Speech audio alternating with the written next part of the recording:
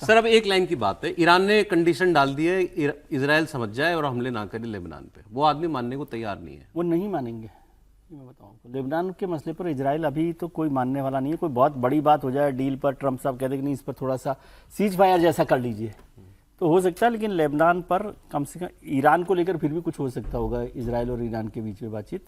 लेकिन इजराइल और लेबनान में कोई तो मुश्किलें पूरी दुनिया की बढ़ती जाएंगी। देखो, देखिए अब जो अगर रेड सी वाला रास्ता रुकता है तो यूरोप और एशिया के बीच में पूरा व्यापार रुकेगा, वो सारा यूरोप से ही आता है, वो पूरा व्यापार उधर से रुकेगा और जो भी अब फ्रेट जाएगा वो अफ्रीका के साथ, अफ्रीका का पूरा चक्कर लगा के तो फिर ये कोई मतलब बाकी देशों की इकोनॉमी का क्या होगा, वहां पे महंगाई का क्या होगा, जो हालत हो रही है इस वक्त, ऑयल के जो एनर्जी एक्सपोर्ट है उनका क्या होगा, ये सारी चीजें रुकेंगी। और ये जो चीजें हैं ये ट्रंप के लिए भी अच्छी अपना बात है। गट फील आपको क्या कह रहा है, जो भी सेंस आपकी कह रही है मुझे कि अगर हफ्ता 2 हफ्ता महीना इसमें कुछ हो सकता है समझौता? देखिए अगर ट्रंप ये मान लें कि उनको पूरी तरह से दबाव डालना है इसराइल पर और वो दबाव उतना डाल देते हैं, क्योंकि देखिए जब भी ईरान इसराइल पे हमले करता था तो उसकी मिसाइलें रोकने में अमेरिका एक बड़ा पार्ट प्ले करता था और अभी भी करता है अगर वो हो तो।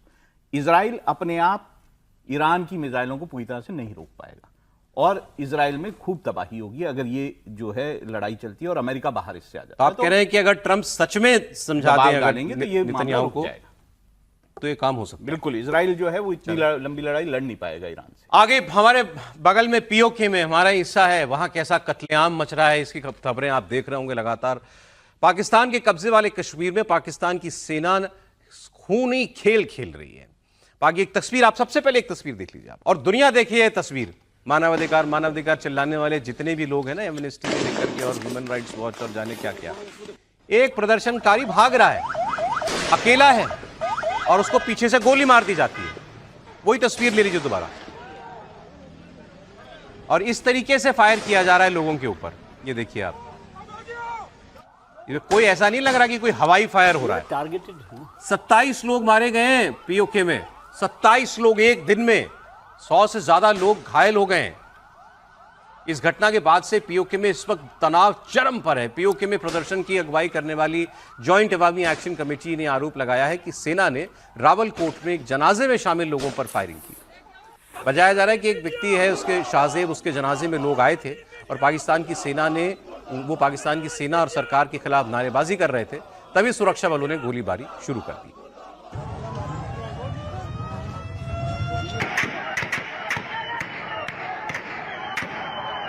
गोलियों की आवाज आप सुन ही सकते हैं।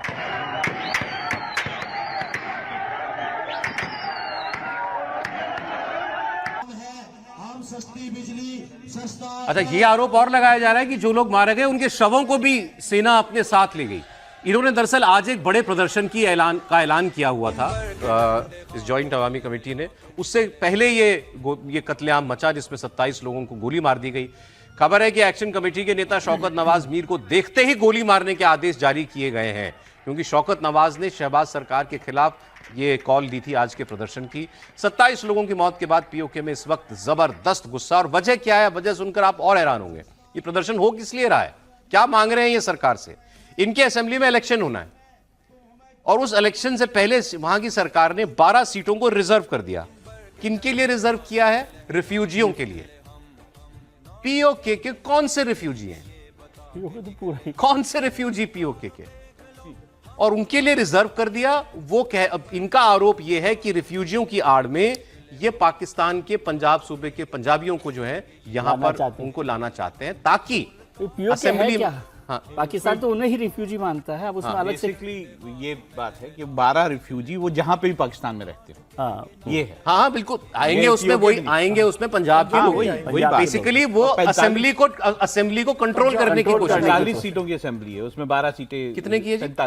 45 में से, और उसमें 12 रिजर्व। और ये जो जेएसी है उसका ये कहना है कि वहां के जो नागरिक हैं उनके अधिकारों का ये हनन है, और इसको लेकर सारा प्रदर्शन है, जिसको लेकर ये अब ये गोलियां चल रही हैं और जिस तरह से वहां पर सेना जो है वो वहां के आम नागरिकों को। हमारी असेंबली में पीओके के लिए सीटें खाली हैं कश्मीर में, है ना सर? हाँ बिल्कुल, अभी तक चल रही है। हम मानते हैं कि पीओके पे अनधिकृत कब्जा पाकिस्तान ने किया हुआ, लेकिन लोग हमारे हैं, हमने उनके लिए सीटें दी हुई हैं जम्मू कश्मीर असेंबली में। 24 सीटें, वो उस पर भर्ती नहीं होता, कोई आता नहीं, वो अलग बात है। इनके कौन से रिफ्यूजी हैं भाई?